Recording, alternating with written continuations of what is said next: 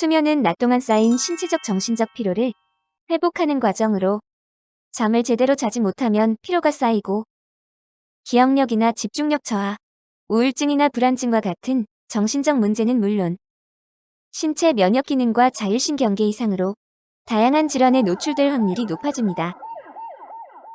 수면은 단순한 휴식을 넘어 신체적 정신적 건강을 위해 꼭 필요한 과정임에도 불구하고 현재 우리나라 인구의 약 20% 이상은 이미 수면장애를 경험하고 있습니다. 수면장애는 잠을 준비하는 시간부터 잠을 자는 동안과 그리고 일상생활에 이르기까지 수면과 관련돼 나타나는 모든 문제를 의미합니다.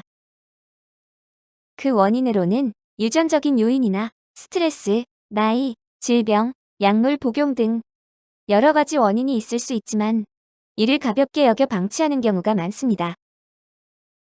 수면장애를 방치할 경우 삶의 질을 떨어뜨리는 것은 물론 경우에 따라 심각한 중증 질환을 유발시킬 수 있습니다. 우리의 건강을 위협하는 대표적인 수면장애 4가지에 대해 알아보겠습니다.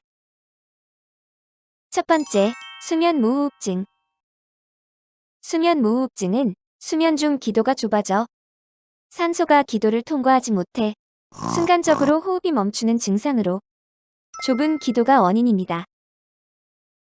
의학적으로 수면 중 10초 이상 호흡이 정지하는 현상을 무호흡이라고 하며 수면 중 무호흡이 시간당 5회 이상이면서 주간졸음, 숨막힘, 심한 코골이 등의 증상이 있다면 수면무호흡증으로 정의합니다.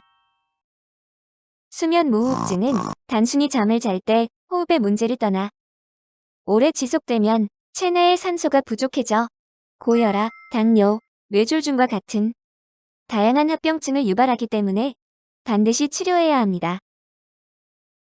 잠시만요. 이 영상이 도움이 되고 있다면 구독과 좋아요 꼭 눌러주세요. 두 번째, 기면증. 기면증은 과수면증의 한 질환으로 순간적으로 참기 힘든 과도한 졸음으로 인해 갑작스럽게 잠에 빠져들며 수면 발작을 일으키기도 합니다. 과도한 졸음 증상 외에도 꿈을 많이 꾸거나 가위 눌림 현상이 자주 나타나고 화가 나거나 기쁠 때처럼 강한 감정 변화가 일어나면 갑자기 근육에 힘이 빠지는 탄력 발작, 잠이 들거나 깰 때 꿈인지 생시인지 헷갈리는 인면 환각 등의 증상이 나타날 수 있습니다.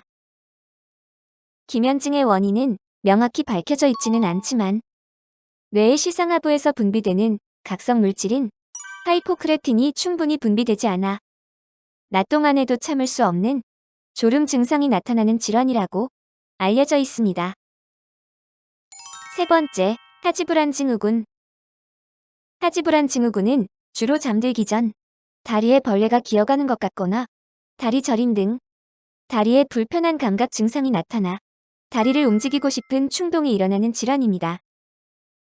이 질환은 성인의 약 10%에서 발병할 정도로 이미 많은 사람들이 경험하고 있으며 하지불안 증후군은 건강한 사람에게서 나타날 수 있으며 정신과적 질환은 아닙니다.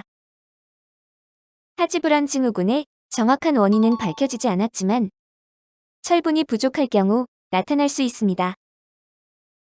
임신한 여성이나 철결핍성 빈혈을 갖고 있는 사람, 위절제 수술을 받은 사람 등에서 나타날 확률이 높습니다. 네 번째, 불면증.